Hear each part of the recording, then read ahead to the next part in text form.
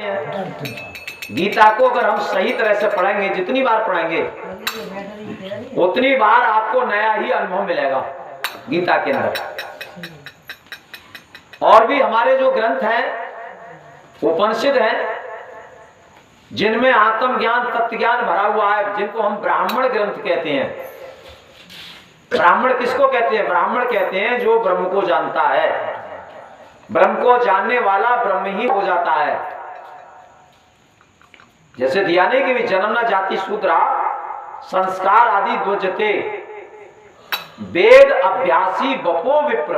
वेदों को अभ्यास करने से विप्र तो बन सकते हैं हम, चतुर्वेदी, त्रिवेदी, द्विवेदी, मगर ब्राह्मण नहीं बन सकते। ब्राह्मण बनता है जब उसको ब्रह्म का ज्ञान हो जाता है, आत्म ज्ञान हो जाता है।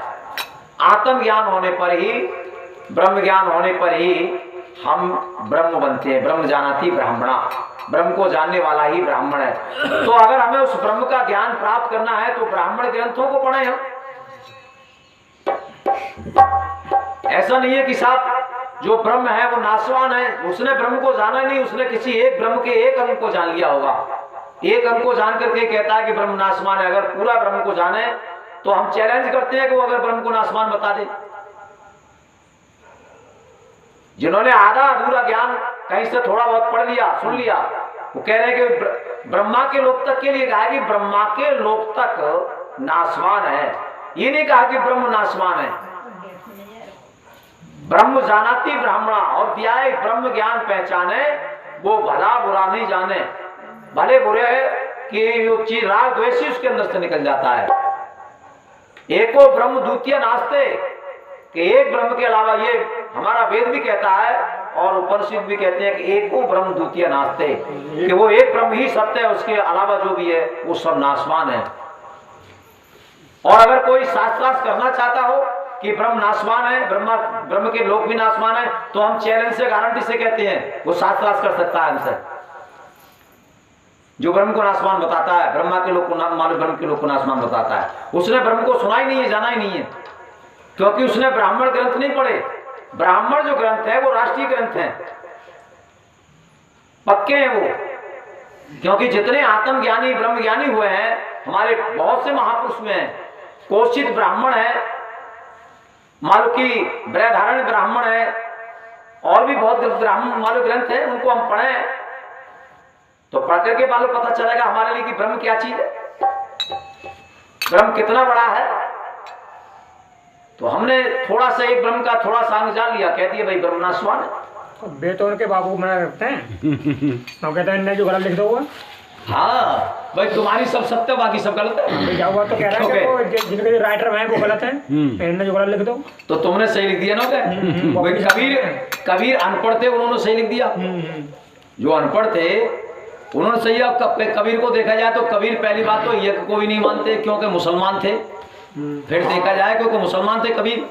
कबीर का जो जन्म हुआ वो मालूम मुसलमानों में हुआ, क्योंकि नीरू नीमा के यहाँ मालूम पालन पोषण हुआ है। यज्ञ क्यों करेंगे? तो मालूम यज्ञ क्यों करेंगे भाई? हमारी गीता कहती है कि यज्ञ, दान और तप ये तीनों त्यागने के योग नहीं है। जो इन चारों को त्यागता है यज्ञ, दान, तप के लिए, ऐसे मनुष्य का पतन हो जाता है। क्योंकि हमारा जो सनातन धर्म है, वेद ऋषियों का, हमारे ऋषियों को बदनाम कर दिया। पारा ऋषि पर कितना आरोप लगा दिया। बहुत से ऋषियों पर आरोप क्यों लगाया कि ऋषियों को माना नहीं जाए। कृष्ण पर आरोप लगा दिया कि साहब कृष्ण तो ऐसे कि वो चीर को लेकर के मानो उस पर चढ़ गए। तो ऐसे ऐसे आज मानो लांछन लगाए हमारे महापुरुषों पे कि इनको, राम को, कृष्ण को नहीं माना जाए और हमारे जो महापुरुष हैं उनको माना जाए।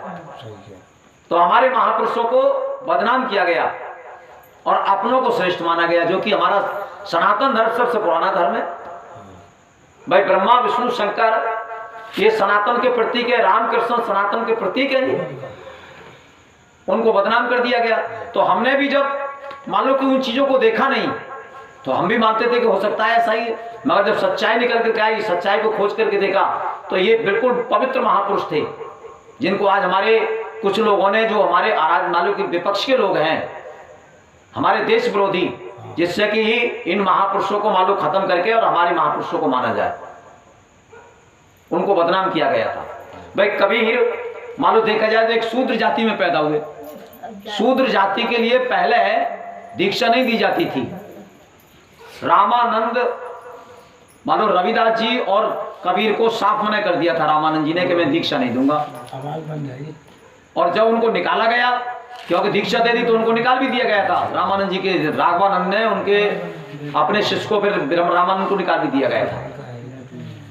तो इसलिए हम कहें कि भाई कबीर परमेश्वर है, राम परमात्मा नहीं है या कृष्ण परमात्मा नहीं है, तो ये विरोध बात है। उसके लिए जो है वो नहीं होना चाहिए। ग्रंथों को सबको मालूम की शामिल साक्षी करके देख लें, ऐसा पता नहीं चलता है। जब समाज इकट्ठा होता है, विद्वान इकट्ठे होते हैं, निर्णय उसका तब होता है। अब मैं इस पे बैठा हूं, मैं कुछ भी कह जाऊं, किसी की बुराई कर दूं, मगर जब 4 विद्वान होते हैं, 10 विद्वान होते हैं, और जब इकट्ठा बैठ करके जब चर्चा चलती है, तब पता चलता है कि भाई कौन पक्का है कौन कच्चा। ऐसे थोड़ा ही है। फिर भी है कि किसी की हमें बुराई करने का अधिकार नहीं है। बुरा ढूंढना मैं चला, बुरा ना मिलिया कोई, और जब दिल खोजा आपना, मुझसे बुरा ना कोई। बुराई करने वाला पहले अपने अंदर को झांक करके देखे। अगर मैं अपने अंदर को झांक करके देखूंगा तो फिर बुराई नहीं करूंगा। मैं अपने अंदर झांक करके नहीं देखता, इसलिए दूसरे की बुराई करता हूं। कोई ऊंच कोई नीच बताया कि भाई कोई छोटा कोई बड़ा, कोई ऊंच कोई नीच नहीं है। सभी ये प्रभु का बगीचा है, सभी परमात्मा ने ही सबको सींचा है, सबको सींचने वाला प्रभु है। तो हमें केवल उसी की भक्ति करनी है। गुरु जो है हमारे लिए वहां तक जब पहुंचा देता है, और जब हम उसमें स्थित हो जाते हैं, जैसे दिया है कि भंवर गुफा में सोहंग नाद, सोहंग एक धुनी है, भंवर गुफा में सोहंग नाद, आत्म चाखे परमात्म का स्वाद। जब ये सोहंग, क्योंकि अगर उसको पहचानना है तो भंवर गुफा में पहुंच करके देखें हम, उसके लिए मेहनत करनी पड़ेगी। वहां हमें पता चलता है कि सोहंग क्या है, उसकी आवाज क्या है। क्योंकि अब हमने शब्द ब्रह्म के लिए तो सुना है शब्दार्थ, मगर भावार्थ या लक्ष्यार्थ, लक्ष्य तक पहुंचे नहीं हम। जब लक्ष्य तक पहुंचे नहीं सोहंग तक, तो फिर कैसे हम कहते हैं? केवल हमने उसका शब्दार्थ पढ़ लिया, शब्दार्थ करके ही हम कह रहे हैं कि ये सोहंग तो जो मालूम बेकार है। जब उसके भावार्थ के लिए करके और फिर जब लक्ष्य तक पहुंचो, तब आप पहुंचोगे। हमारे स्वामी जी ने भजन में लिखा है, इसके बाद में फिर विराम दे देंगे। और गुरु डगर सुहानी है, कोई बिरला ही चल पाया। डगर सुहानी है, कोई बिरला ही चल पाया। डगर सुहानी है, कोई बिरला ही चल पाया। कोई निकल के आता है, न कोई कहीं रह जाता है, कोई कहीं रह जाता है। ब्रह्मानंद जी ने भी इशारा दिया है, निरंजनपुर का पंथ कठिन है दूर, निरंजनपुर का पंथ कठिन है, निरंजनपुर का पंथ कठिन है दूर, निरंजनपुर का पंथ कठिन है दूर।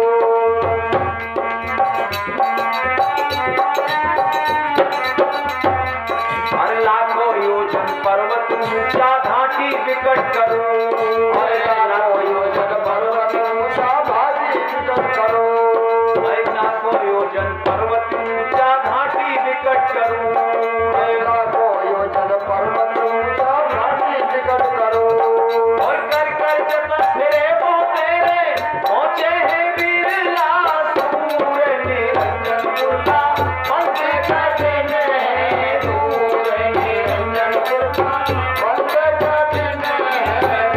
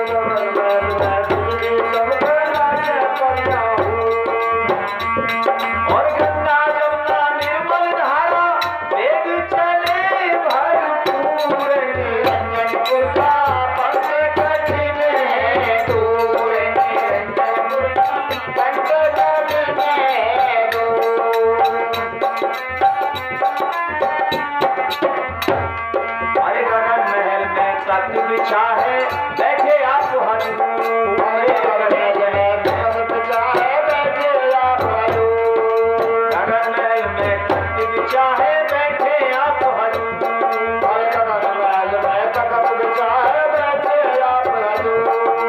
ब्रह्मानंद जो चल कर जावे आवे है मोक्ष जरूर, निरंजनपुर का अंत तक में दूर, निरंजनपुर का अंत तक में दूर।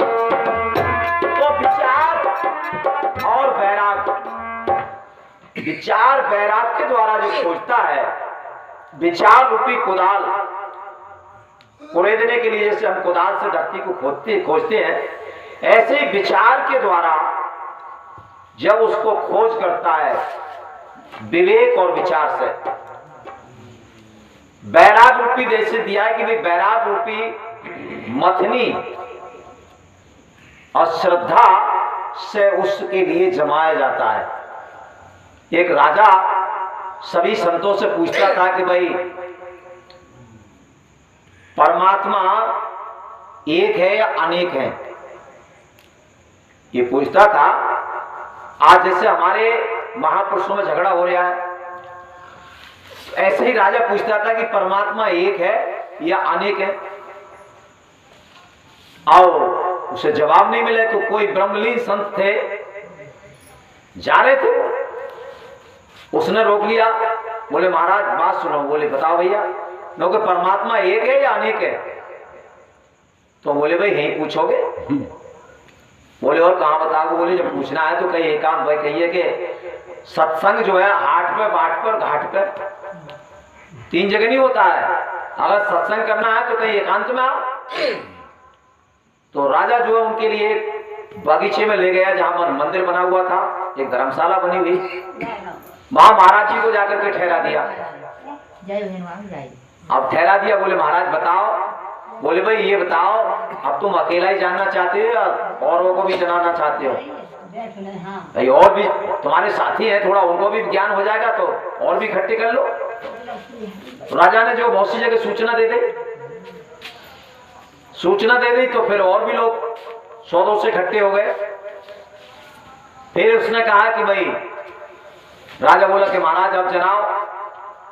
बोले भाई जब जानना है तो एक थाली में मणि रख करके लाओ। मणि का थार भर लाया, राजा से उठवाया, बोले एक मणि उठाओ। एक मणि उठाई राजा ने, बोले ये मणि कितनी है? बोले एक। बोले रख दो।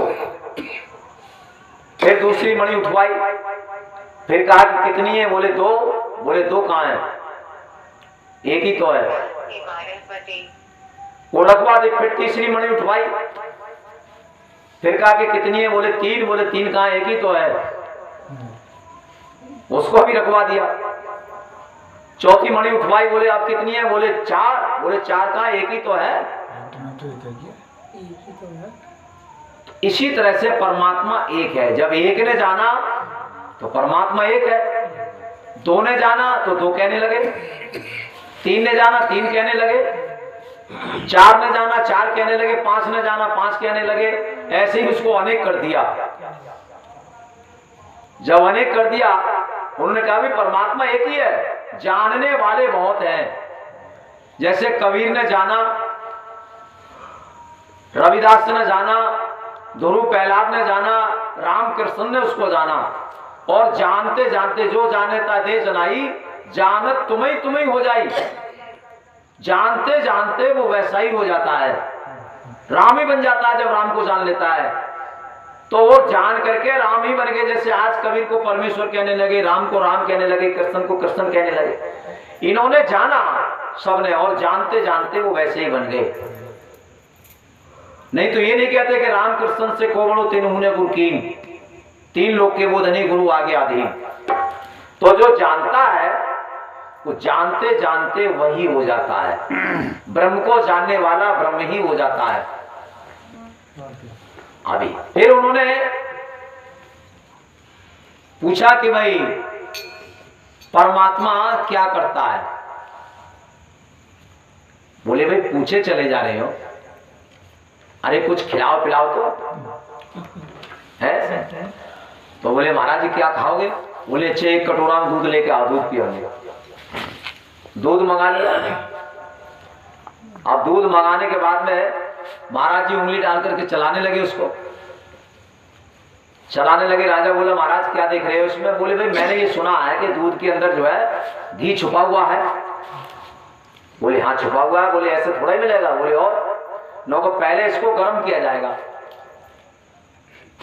और गर्म करने के बाद में फिर इसको जमाया जाएगा। कैसे? श्रद्धा से।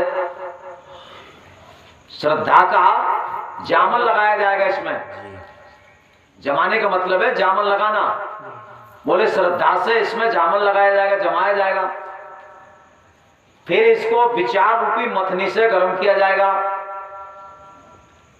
और जब ये मथनी से जब गर्म किया जाता है, फिर इसमें से जो लौनी निकलती है, उस लौनी को फिर बैराग से इसको गर्म किया जाएगा। तो बैराग से जब गर्म किया जाएगा तो छाछ छाछ अलग हो जाएगा और मक्खन अलग हो जाएगा। तो परमात्मा इस तरह से जो है मान लो कि इसमें से निकल आएगा। बोले करता क्या है? तो बोले भाई करता तो आप बताइए। आप जो मान लो मुझसे पूछ रहे हैं तो आप गुरु बनकर के प्रश्न कर रहे हैं मुझसे या शिष्य बन के? बोले भाई अब तो मैं शिष्य बन के कर रहा हूं, याचक बन करके। बोले तो तुम्हारे यहाँ की नीति यही है कि मान लो कि गुरु नीचे और शिष्य ऊपर मान लो बैठा हो। जब पूछना है तो फिर आप नीचे आइए। और राजा नीचे आ गया, महात्मा जी ऊपर बैठ गए। तो बोले भाई परमात्मा यही करता है। अभी आप राजा थे, आप रंक हो गए और मैं राजा हो गया क्योंकि मैं गद्दी पर बैठा हूं। तो परमात्मा का काम है रंक को राजा बना दे और राजा को रंक बना दे। जो राई को पर्वत करे, पर्वत राई मान। तो पर्वत को राई कर देता है, राई को पर्वत कर दे। ये परमात्मा का काम है। छोटे को बड़ा कर दे और बड़े को छोटा कर दे। तो समझ में आ गई उसकी। तो प्रेमियों जितनों ने देखा है, अलग अलग अनुभव किया, क्योंकि जानने वाले बहुत हुए। ये नहीं कि वो एक नहीं जाना हो उसके लिए। अब जब जानने वाले अनेक हैं तो अनेक मार्ग बन गए। भाई आज कितने पंथ हमारे यहाँ आ गए, बहुत से पंथ हो गए। और सब जब उनसे मिलकर के देखोगे तो वो अलग ही अलग बताएंगे आपको। मगर जैसे मार्ग एक गांव में के लिए मालूम बहुत सी जगह से है, बहुत से मार्ग आ रहे हैं उसमें को, ऐसे ही ये सब रास्ता है, पंथ है। परमात्मा सबका एक है, सबका मालिक एक। तो हमें एक को जानो, एक को मानो, एक हो जाओ। जब एक को जान लोगे, एक को मानोगे, तभी एक हो सकते हो। और नहीं तो फिर ऐसे ही भटकते रहोगे। जब तक हमारे लिए भाई अगर कोई गुरु कह रहा है तो सारे ग्रंथ झूठ थोड़ा ही बोलेंगे। एक आध ग्रंथ मान लो झूठ बोल सकता है, मगर ऐसा नहीं है कि सभी झूठ बोल जाए। अगर सारे ग्रंथ झूठ नहीं बोलने लगेंगे तो बहुत से ग्रंथों के लिए, क्योंकि बहुत से आज महापुरुष भी जो है राज्य में आए हैं, वो भी मान लो कि किसी उस पर जब मोहर लगाई जाती है, बहुत से उसको पकड़ने वाले भी हो जाते हैं। क्योंकि जब डिस्कस होता है तो डिस्कस में निष्कर्ष निकल के आ जाता है, कह देंगे ये गलत है और ये सही है। क्योंकि सुरती जो है, सुरती उसका निर्णय करके देती है। सुरती जब आपकी प्रकट हो जाएगी तो वो अपने आप भी जो है मान लो कि आप परख कर सकते हो। आपके विचार जो है, विचार करके बता दोगे कि ये चीज गलत है या मान लो ये सही है। बिना विचार के भी नहीं बता सकते। तो हमें चलते रहना है और वेद शास्त्रों को भी जो है आप मान लो कि उनको भी देखना है। वेद हमारे सबसे पुराने ग्रंथ माने जाते हैं और वेदों में से ही जितने भी हैं, जितने भी वेद शास्त्र बने हैं मान लो या पुराण बनी है, वो सब वेदों का ही अंग है। उसके जो उपांग माने गए हैं उनमें से जो तमाम शाखाएं निकाल दी गई हैं, सब वेदों में से ही। क्योंकि ऋषि कहते हैं जो ब्रह्म ऋषि हुए हैं, उन्होंने उस ब्रह्म का रिसर्च किया, उसकी खोज की है, परख की है। कौन सा मंत्र कहां पर है, वो मंत्रों को कोई मिटा नहीं सकता। वो सब मंत्र आकाश में गूंजते रहते हैं और समय पर जब उनको आप सिद्ध करोगे तो आपके लिए उस चीज का मानो प्राप्ति भी कराएंगे। वो हमारी श्रुति को लेकर के भी जाते हैं और हमारा जो किया हुआ भजन है उसके लिए भी मान लो वो मिलाते हैं, क्योंकि अनुभव की बात है, कोई वैसा नहीं है। और मैं यही अपनी वाणी के लिए विराम देता हूँ। अब श्री भक्तिराम महाराज जी की आरती होगी, सभी लोग खड़े हो जाए, आरती हो जाए।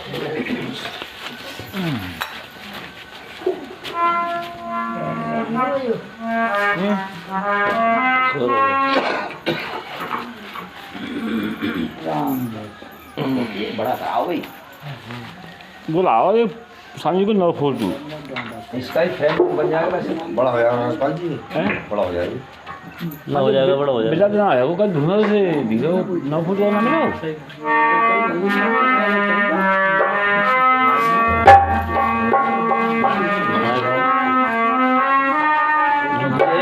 सतगुरु स्वामी भवतारण जय सतगुरु स्वामी भवतारण हो भवतारण हो जगतारण हो भवतारण हो जगतारण सतगुरु स्वामी भवतारण जय सतगुरु स्वामी भवतारण हरे हो निर्धारण चतुर भुज धाम हो निर्धारण चतुर भुज धाम परम प्यारे भक्ति राम परम प्यारे भक्ति राम ऋषि मुनि सब मन भावन हो ऋषि मुनि सब मन भावन जय सतगुरु स्वामी भवतारण जय सतगुरु स्वामी भवतारण हरे हो सर्वाधिकारी अधिकारी हो सर्वाधिकारी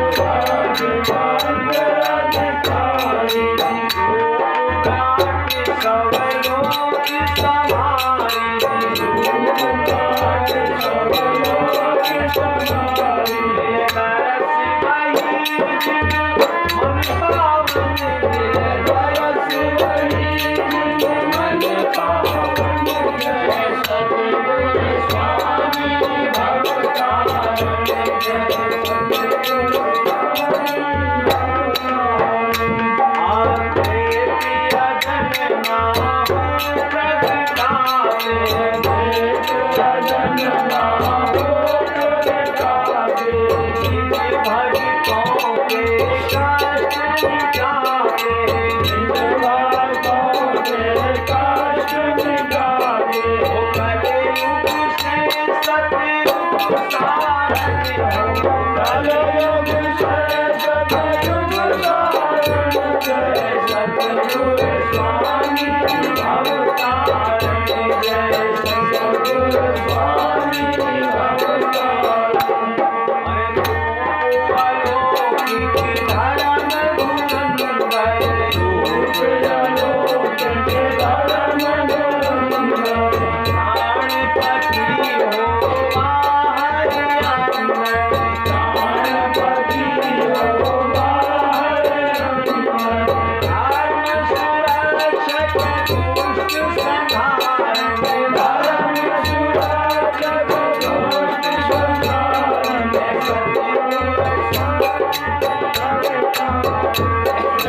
सतगुरु स्वामी भवतारण भोजन शरण आपकी आए भोजन शरण आपकी आए अमृत पाने अमर फल पाए अमृत पाने अमर फल पाए ओ सुखदाता कष्ट निवारण ओ सुखदाता कष्ट निवारण जय सतगुरु स्वामी भवतारण जय सतगुरु स्वामी भवतारण हे परंपरा कुलतीत हो स्वामी परंपरा कुलतीत हो स्वामी रमया दासो अंतर्यामी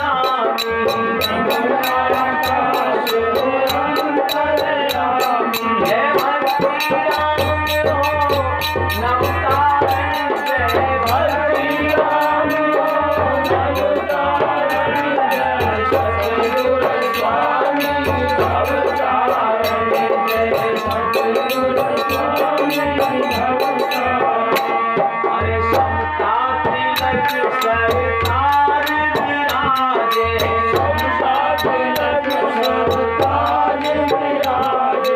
आप सके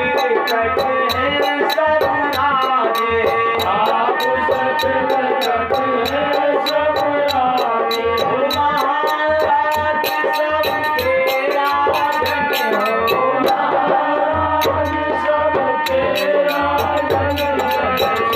सतगुरु स्वामी अवतारण, सतगुरु स्वामी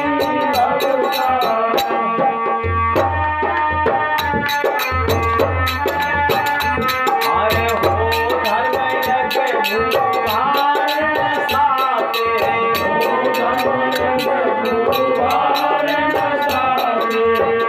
दर्शन दे सब कष्ट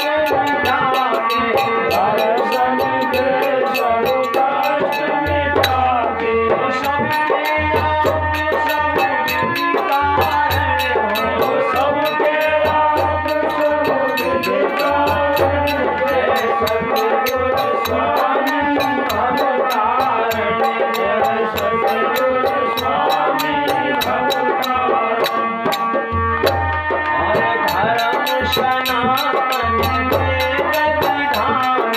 धर्म सनातन वेद विधाना, देव ऋषि सब क्षेत्र हो नाना,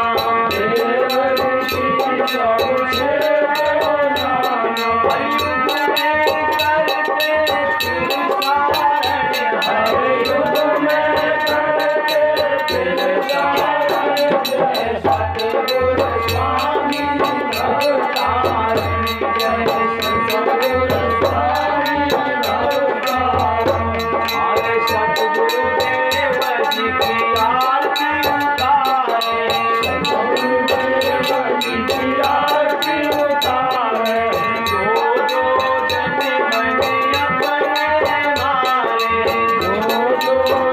अपने मारे, जय भक्ति राम है अवतारण, जय भक्ति राम है अवतारण, जय सतगुरु स्वामी अवतारण, जय सतगुरु स्वामी अवतारण।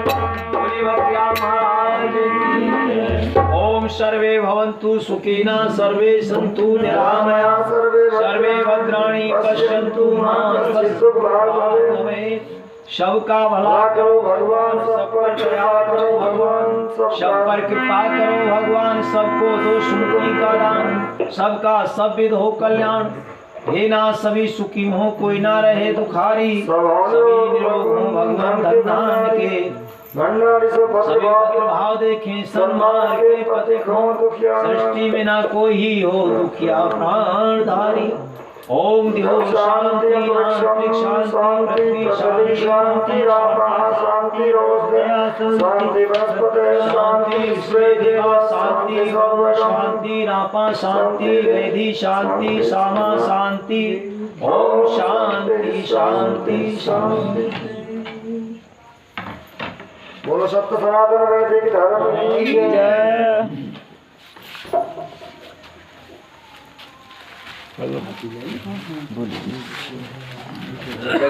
जगदीश सुना भी दो चार भजन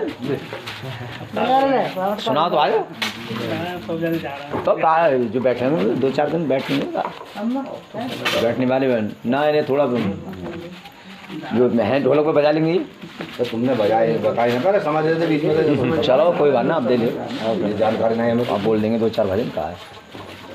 चलो पसंद जाओ।